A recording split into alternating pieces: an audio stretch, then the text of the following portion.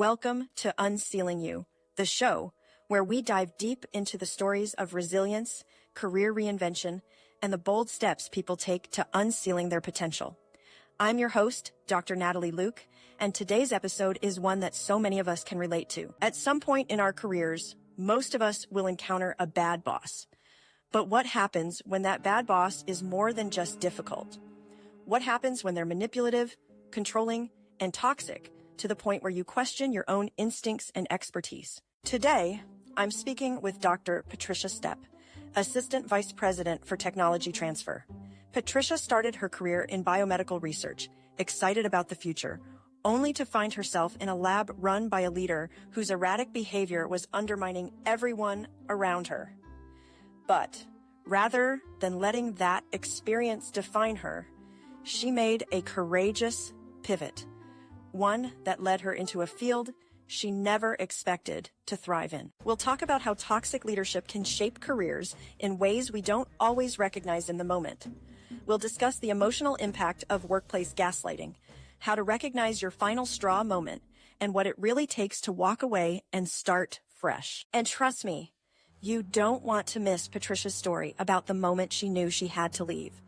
Let's just say, when a boss demands something impossible, and you know you're right, how you respond can change everything. So, let's dive into my conversation with Dr. Patricia Stepp. Hey, Patricia, I'm really excited to have you here talking with us because of all the different pivots you've taken in your career, and you are on the forefront of innovation. So I can't think of anybody better to talk with about driving innovation in organizations than you. And so what we're going to begin to talk about is leadership, great leadership, and how it can make a difference between thriving in innovative teams and those that are stagnant. The way that leaders approach collaboration, especially collaboration when driving innovation, decision-making, and support can shape careers in ways that people don't always recognize at the moment. Sometimes when you look back and you reflect, you realize what good leadership looked like and what bad leadership looked like. And in your experience, how do different leadership styles impact a team's ability to innovate and grow? And what have you noticed about how leadership influences collaboration? Yeah, well, thank you, Natalie, so much. I really am excited. So just really quickly, I joke that we're kind of this niche little field in academia that people don't know about. So tech transfer, we are at the forefront of innovation for universities. So we help kind of intake that inventions that come out of our faculty and our researchers, all of their projects, and then we try to get it out to society. So patents, startups, any kind of collaborations with industry. So it is really exciting. You always get to learn about everything that's going on at the university, which is always helpful when you don't want to remember what you did in your PhD that was 20 years ago because science has passed that by now. Yeah, I will say I have had a lot of different bosses. And in my opinion, the best leadership to really help with innovation in your team is to not micromanage. I really think when you're micromanaging, you are doing a disservice to your whole team because you're kind of treating them in what I view as like a militaristic style, right? Don't do anything unless I tell you to do it. Tell me everything that you're doing. And it kind of stifles somebody's ability for critical thinking because then they're just following the steps. So, okay, this is what I have to do. I have to wait until this prompt and then go here. And when you do that, people get very comfortable in it. It's not that it's bad. It's just I don't think it allows people to come up with really great solutions or come up with new ideas because you're so focused on doing the steps in the process that's in front of you that you're kind of losing that ability to be creative and kind of adapt to change that's going on or to come up with those innovative ideas that maybe allows your team to do something that you guys hadn't thought of that will increase productivity or efficiency. And so you identify micromanagement as a way to not lead. And leadership does play a role in professional growth. Have there been moments in your career where leadership dynamics pushed you to make a pivotal change? Yeah. I'll have one story and I'm going to make it a little bit more PG-13 because there was some profanities in the situation. But I was doing a second postdoc. I was very excited, and I was going to do tissue engineering, and I thought it was going to be great, and maybe I would still become a professor. So, world is my oyster, still naive. I did have a 2-year-old that was new to daycare, so that presented its own obstacles. We were actually doing an animal study, and I needed to take a brand new researcher and some students into the animal facility. You're not supposed to unless they're on the protocol. I was told by my boss at the time to just go do it. And she didn't want to hear anything about, what was the rule or not.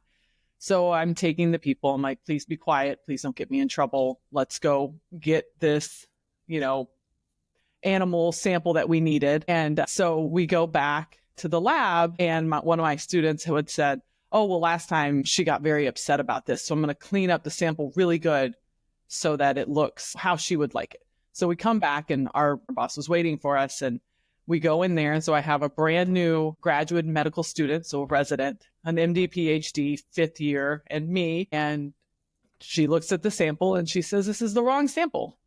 And it was 100% not. And I knew that. And I was already having issues at work. And I just said, it is the correct sample. And she looked at me, she says, no, it's not. And I was like, in that situation, I had no idea what to do. What do you do when you know you're right? And I have no idea what's going on right now. So she looks at the resident and goes, do you think this is, the right sample? And I looked at him like, the anatomy. Please don't do this. Like, please don't let her create doubt in your head.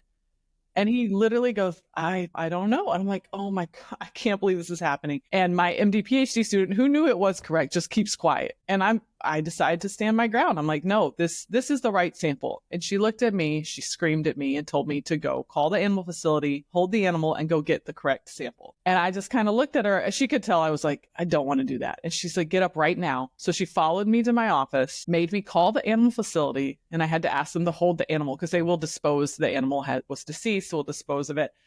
And they were very confused because they had to be present and make sure the protocol was correct and it was the right sample. So I was like, okay, please hold it. And she looked at me. She had screamed down the hall to somebody about how stupid that was and how I had done it wrong and all that. And then she just went back into the lab. So I took a few minutes to kind of recompose myself and think about my life decisions. And I went back in, and she looked at me with the biggest smile and goes, oh my, it is the right sample. Thanks so much. And then left. Oh my. And I looked at the brand new student. This was day one. And I told him, I said, well, welcome to the lab. And I would tell you that seemed like that it was so not out of context for her to do that. That it was, for me, like you said, it was the pivotal final straw. Like, that is the most ridiculous thing that has happened in this lab. The other screaming and yelling was fine. But this was, because then of course I had to call the animal facility again, right? And tell them, just kidding. We were all right. And what's happening? And so I think at that moment, I realized that maybe that was the wrong decision and maybe I should look at some alternative career choices. So that's how I actually shifted into intellectual property. I had somebody at a law firm who was looking for, you look for PhDs in certain technical areas. And I was like, I think I need out of this rat race. Like, it was such a hopeful postdoc for me. I was so excited. I cannot explain it. And to have it be such a terrible, awful experience, it just completely was like, I'm out. I don't want to do this anymore. I can't. This is what I have to deal with to make it in this field. I can't. Wow. Yeah, that is some kind of story. And I'm glad that you held your ground in that moment. I'm sure the other two had learned something about holding your ground. Yeah, I mean, I hope so, because it's very weird when you see a manager be so awful and then just in like a snap of a second, then be so nice and happy. It's kind of jarring. It's kind of jarring for you to continue your work like that, right? Yeah, it's like, okay, what's going to happen in the next moment? Like, you're always on alert. Yes, because so when I said that, we had chronic problems like yelling, causing other people to cry. Just it decreased the efficiency of everyone in the office, and in that person's eyes, it was everybody else's fault, right? Yeah. Wow, not looking at themselves. So This is a great example of a career defining moment. And you could see the challenges there, but this one was unexpected. Like you're looking at the tissue sample, it's right. And sometimes it can't be underestimated as far as how these things cause you to take a different path. But these moments can also be a launch pad for something bigger. And when you're looking at this, can you share how it changed your life, making that pivot over to intellectual property? Yeah. I mean, for me, I think I jumped into another job I had no idea about. I just knew that you needed the technical background I had. So why not? Let's try it. So I jumped from very academic startup to like a very corporate, large law firm life. And I had no idea. And I think what it taught me was that, and I don't think I knew it then, I know it now, but it taught me that I actually really like change and to learn new things. It turns out I really enjoy that part more than I think I realized. And so when you jump from research into intellectual property, it's like two different languages. You're just learning. You have no idea what's going on. You're trying your best and you're like, wow, I thought I was really intelligent. I don't know what's happening. And then when it clicks, it's really exciting. And so I think for me, it just opened up a door of a world that I had no idea about. I honestly didn't. I didn't know anything about intellectual property. So for me, it seemed defeating, but looking back, it showed me an area that I actually really enjoyed and I was very excited to learn more about. In that moment when you're seeing this lady flip from crazy woman to nice woman, what kind of advice would you have? Like if you could be there right next to your younger self, what would you have said in that moment? I think I probably handled it as best I could, because what you want to do is flip out also, right? Like you kind of want to flip out with them, and it's a terrible decision, but in the moment it would release all that cortisol, like all that crazy you're feeling. I mean, I guess what I probably would have done differently was talk to the people that were in the room afterwards, because instead we just didn't talk about it. And then once all of us started leaving, then we felt comfortable to talk about it. And the problem is that we should have talked about it together with somebody in the jobs, right? Because that kind of behavior caused so many issues in the lab overall with everyone, not just with me, and so looking back, it would have been probably better to talk to somebody, because that person had other issues. Like they couldn't keep an admin when they were having problems. There were other issues too, but for just get up and leave, I don't think is always the right answer. And it's when you're young and you're dependent upon your job, you feel you need to be suppressed, but probably to keep talking about it to somebody else would have been a good idea, instead of just being like, that's it, I'm out. Sorry, guys.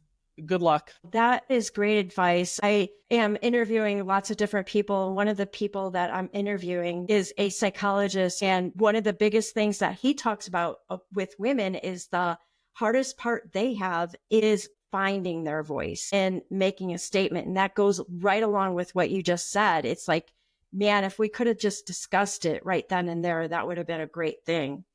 Yeah. I mean, it's hard because nobody likes to have negative conversations. And so you think suppression is good, and you don't think it's suppression when you're doing it. You just think like, oh, I need out of this situation, right? It's like a flight. It's like fight or flight. Like I just need to leave because you can't fight. So let's just flee. But I mean, in hindsight, yeah, it's right, because eventually you find your little pod of people and then you just talk about it. So you have to talk about it, right? It'd be better if you didn't waste your social time talking about it and did it at work to try to fix it. But yeah. So navigating the early years of career can, like we talked about, you just described it, it can feel overwhelming. There's so much to learn. And sometimes the biggest lessons come from what no one explicitly tells you because you're not discussing it. Looking back, what are 3 things you wish you had known earlier in your career that would have helped you stand out and grow? I think it's going to sound silly, but I think being comfortable with being uncomfortable is something that would benefit people early on in your career. I think we're all told in college, go out, be CEOs and do this. And, you think you have this weird timeline you fixated in your head that I need this by this date. And just being uncomfortable with like, maybe I don't know what's going to happen next. Maybe this was a situation I'm not sure of, but like just kind of remembering like a day to day and not, you need to have goals. I'm a big advocate of like goals and thinking where you are, but be okay with the goals are flexible and they may not be achieved the way you think they are. So, okay, I want to do this in 5 years. Well, if it happens in 3, don't think I'm not ready for it. No, just take it, right? Or if it doesn't happen in 5, okay, well, what did I do? What could I do to help it? So I just try to say, like, always understand that everybody, like you said, everybody is feeling something. They're just not letting you know about it. So be okay with that. Be okay with you're unsure, you're uncomfortable. Maybe you make a mistake and you fix it. Like I did, that same boss, I did something wrong and she gave it to me in front of everybody. And I stood strong again. I just said, I'm sorry. Like I wasn't going to fight about it. I messed up. I didn't do something and I owned it. And honestly, the funniest thing that happened was she calmed down because I didn't, and it was in front. I mean, she tried to publicly shame me for not mailing something in a timely fashion. And I just apologized. I never veered from it. And I said, I'm sorry. But that was a mistake. That was a mistake. The earlier example I give you where it was the tissue sample and I knew it was right. Also understand that when somebody tells you it's a mistake and it's not, stand strong with that and remember that. And then remember what you need to do next time, because that's going to happen all the time. You're going to make a mistake. It's going to be a mistake. You're not going to make a mistake. And somebody's going to tell you it's a mistake and it's not. And that's really hard to learn. It's like, yeah. I guess, when you're young and you're like, oh, it doesn't matter. I don't need to listen to people who are older and been doing this for decades. Those kind of things you do need to listen to, of like, you can't teach that in school. I mean, maybe you can. I need that class. If they teach that in school, please tell me, because I know. I need to take that class. Well, I have to tell you a funny story. When I was in graduate school, same thing.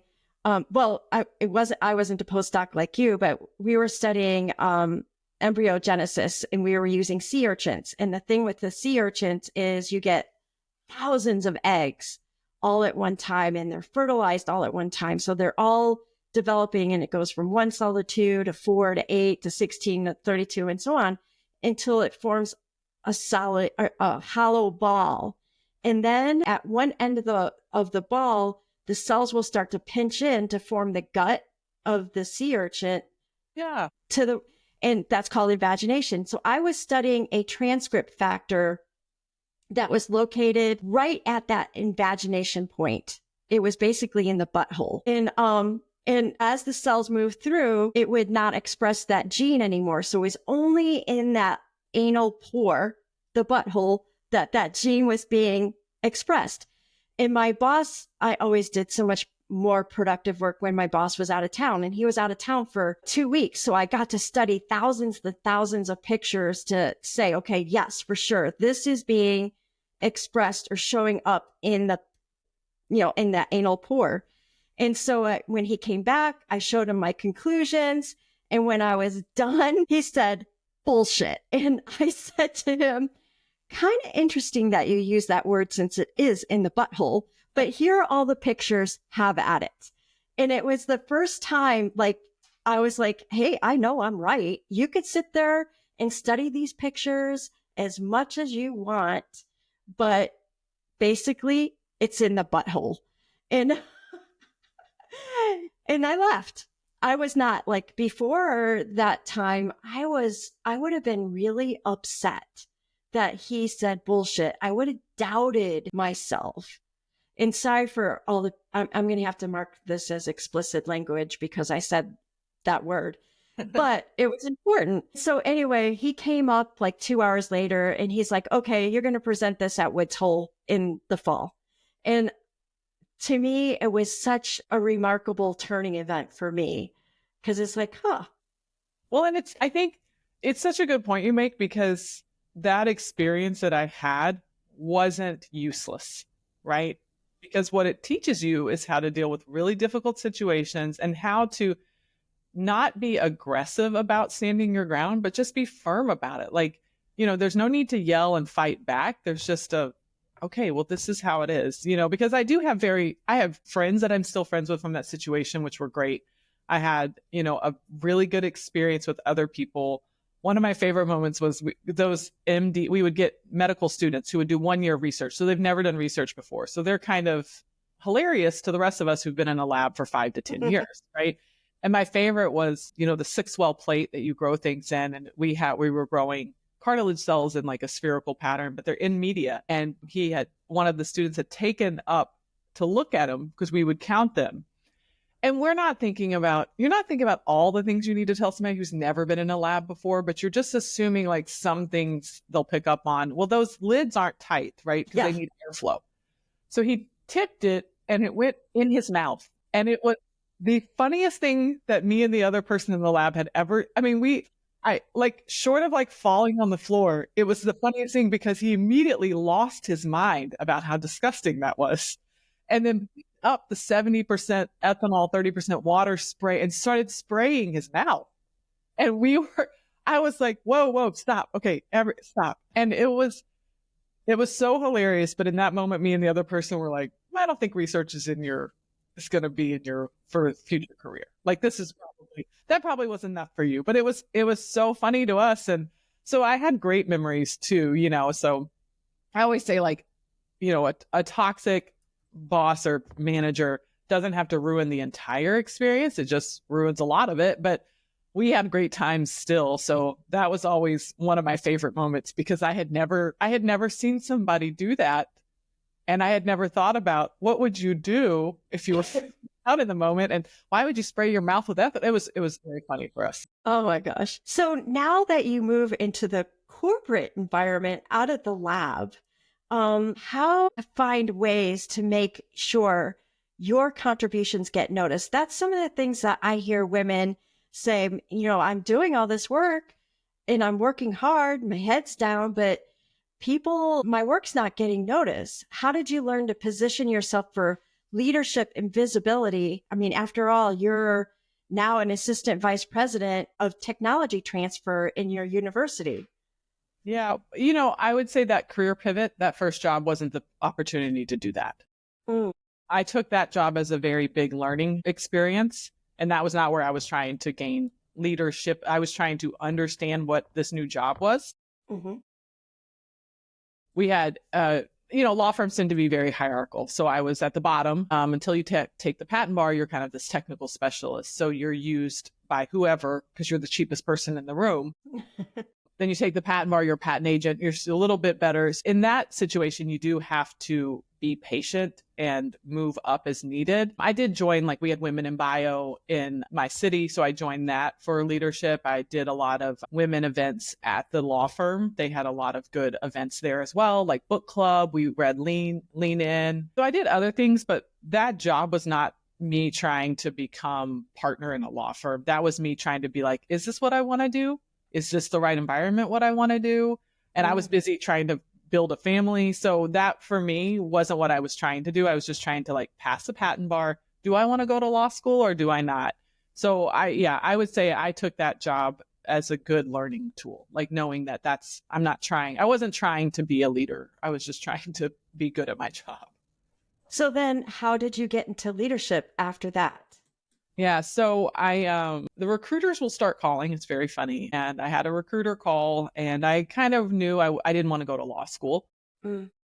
I had just had my second kid. Law firms, you have to do billable hours. It just wasn't an environment that was conducive to me also being able to be around my children because you have to bill a certain number of hours and you're competing with people who, maybe have a stay-at-home mom or a stay-at-home partner. So I knew I couldn't provide my work what they needed to be successful, and I couldn't provide my family. So I wanted to go in-house as a patent agent. That's a good job. So I had a recruiter call me and I just was like, I want an in-house job in North Carolina. Call me back when you find it. Okay. And that recruiter called me back 6 months later and was like, hey, I found it. And I was just kind of kidding. And so I went in-house and I was a patent agent. And I did there after a while, after about a year and getting my feet there, what could I do to grow there? It was going to have to be kind of a shift. Was I going into research? I had a lot of great people I worked with in R&D because when you're writing the patents, that's who you're meeting with is all the researchers there. But I got recruited into academia. I would say once I went back to academia, I really kind of found my footing and I just kind of took off there oh, this is great. I can do this. Everything I just felt was easy. So I would say that's when I kind of was like, I think I could keep doing this. I think I could. And then I was given a lot of opportunities at my last job to move up, to manage people. Like everything I asked for, I was just getting, which was amazing. So I would say, I shifted in intellectual property. It's kind of like law firms. You work at a company or you can work in academia. There's other ventures too, but those are kind of your three classic models. And I just found that academia was such a better fit for me. And that's where I thrive. So, I would say those first two jobs were just kind of learning and figuring out what do I want to do with my career. What I also hear you saying is understanding, like, from a whole person perspective, what you wanted in your career, but also what you wanted personally to become a fulfilled person. Yeah, no, that's true. I wanted to be a mom. I wanted to have children. I mean, I knew that's what I wanted too. If this, I pivoted. If my job didn't provide that, I'm gone. Like that was an easy one for me, which is, I shouldn't say easy. I knew for me, I wanted to do that. It's not easy to say, okay, let me leave law firm because that's a very lucrative job. And I did like that environment also yells, but I like that environment better. But, I just knew I wanted to have children and be there. I wanted to pick them up. I wanted to go to their school. So I just wanted to find a job that, honestly, that's all I would do. Is I pivoted when I knew that job wasn't working out for me or it wasn't working out for my home life. And then I would just pivot. And I always would ask my husband, like, hey, what do you think? And he would always give his opinion too, which was really helpful. Because when I worked at that company and I had the opportunity and we needed to move, I said, I don't have to move. We can stay here. And he's like, no, let's just do it. And so, having support at home too, of like being able to talk about it, saying like, hey, what do we think? What do we think here? Yeah. That's always helpful. So looking back and thinking about all these things, what is the one piece of advice that has had the biggest impact on your career? And how can women apply that advice to their career for long-term success? So I hate giving vague answers because my engineering brain always wants everything black and white and like, here's your input, here's your output. But networking is very important. And it's very confusing what that means in your industry, because when people give you advice for that, it's in their industry or their job, and networking is different. I have friends in sales. I have friends, large companies, small companies, all those networkings are so different. So I would just spend time trying to figure out like, what's the networking you need to do, because it doesn't just offer job opportunities. I don't think that's always been what helps me. What helps me is understanding your industry, what other people are doing, what do they think of what you're doing. It just kind of helps you learn more. That's that whole learning thing. For me, it was a learning, like, well, what do you think goes on here? Or what are you doing over there? Like, I don't even know what that is. Tell me about it. And so I think it's important to do that at any level that you are. And if networking is going out and having a drink after work, then that's your networking. If networking is going to events, I did it here and I was joking, like, I don't think I should go to those events anymore. I'm not sure it helps. And every time one contact has been very helpful. And so I'm like, okay, that was really helpful for my team. We ended up being able to get an agreement done because of that contact. So I think the whole of it maybe doesn't seem as fruitful as you think it is, but the one connection you might make does. And maybe that networking event won't, and maybe the second won't, but maybe the third will. So you just have to keep trying, because I feel like it's like work dating, probably is how I would say it. So you have to be able to put yourself out there and see what you can get and see that one didn't work. So let me pivot. I would say I don't think I found one piece of advice I don't think was useful was this find a mentor thing. I had a very hard time with that. Even if the company matched me, I'm not really sure what that whole mentor thing was supposed to be. But for me, I think it was better to find people that you look up to. And maybe you think they're a mentor, but don't ask them like, oh, can you be my mentor? Can you meet with, maybe that's why I was too structured in my brain of like, I'm going to ask. And that's not it. Maybe more of like, finding people that do things you want to do and just keeping in touch with them, and maybe not creating this mentorship. I think that was just forced down my throat too much. That's kind of interesting, because I was assigned a mentor at one of the companies that I went to. And I've said this on other podcasts, where I actually applied for a leadership position. and it was 2 different positions and 2 different geographies, and I didn't get it. And this mentor literally called me up and told me that I was making a fool of myself. And I'm like, what kind of mentor are you in saying that? But I had networked with other people, told them what my aspirations, my dreams were. They had really good advice to give me. So they were being a mentor without me asking them to be a mentor, because I was just having a conversation. And then 6 weeks after I didn't get one of the positions, the person that did get it quit.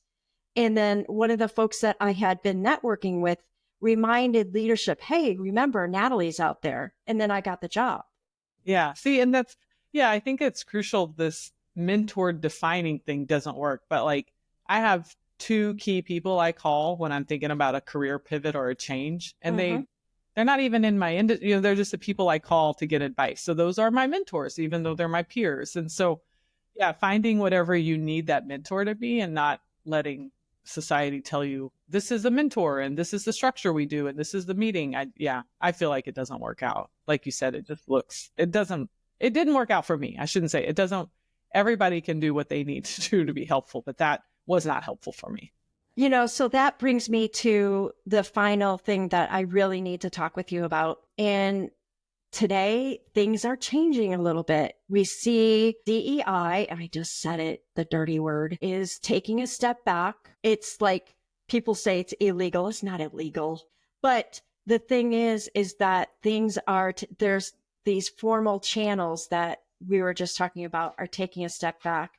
What are some of the biggest challenges you see happening for women in the next 5 years? And what big advice would you give them for leadership and career pivots as a result of the things that we see coming down the pipe? I'm a big proponent of DEI. I think, unfortunately, social media and the news have weaponized it. I mean, the whole point of it was just supposed to be like, let everybody have an opportunity. It wasn't supposed to be force something down your throat because you don't like it. It was supposed to be like, make sure everybody can have, a chance to interview at a job or can be told about something. And so for me, like, giving people opportunities makes sense. And why wouldn't I want everyone to have an opportunity? So I'll never change my mind about that. But I worry that I thought we were getting to a point that it was okay to be who you are. Mm-hmm. And, when I was early in my career, this whole nonsense of like, oh, have you ever read that book, Think Like a Man? Like, what? No, act this way so you can be in the room. And it's a very confusing dynamic. Like, oh, well, play golf so you can know how to do it, or, go do this so that you can have the conversation. It's like, well, couldn't I just be myself? And at the end of the day, that's been working out really well for me. I've had plenty of people say it. I worry that people will not want to be themselves to fit in, which is a huge disservice, because the whole point of everything to me is get to know other people that are different from you. And it's shown in statistics and in studies that your team, if you build them that way, is more successful, is more efficient, has better returns on investment. Like, having everyone be the same and act the same is not a way to move forward. And I'm very worried that that's where we're headed, because all the studies that I looked at when I was doing my training was that when you have a diverse group of personalities, of people from different backgrounds, that your team comes up with better ways to be productive, with better ways to be efficient, to work together. And why wouldn't everybody want that? It just doesn't. I have a feeling that the people that stay true to those ideals are going to outcompete the people that decide everybody has to be the same. Period. Yeah. I mean, I'm just going to stick with that, because all that does is make you doubt yourself. I mean, all it does is it takes up too much space in your brain to like, what should I act different? How should I do that? Like, I just think it's a waste of people's time. There you go. So I love talking with you. And I appreciate the stories that you've brought forth. Is there one final thing that you would like to say before we close out? I would just say, like, my mantra is always be willing to change and learn things, because it will happen regardless. And if you fight it, it's just going to be harder. So be okay with change. That's that whole uncomfortable. Be okay with it. And it's usually not as bad as you think it will be. And just be always willing to learn something, because it'll help you in the long run. All right. Thank you so much for being on. Thank you so much. I really enjoyed it. Today's conversation with Dr. Patricia Stepp was a powerful reminder of knowing your worth. If there's one thing I hope you take away from today's episode, it's this. When you know you're right, stand your ground. Patricia didn't let a toxic boss redefine her worth or derail her career success. Instead, she used that experience as a turning point, choosing to leave, pivot, and ultimately thrive in a space she never expected. Her story is a testament to the power of resilience and self-trust. Dr. Patricia also reminded us that networking isn't just about making connections.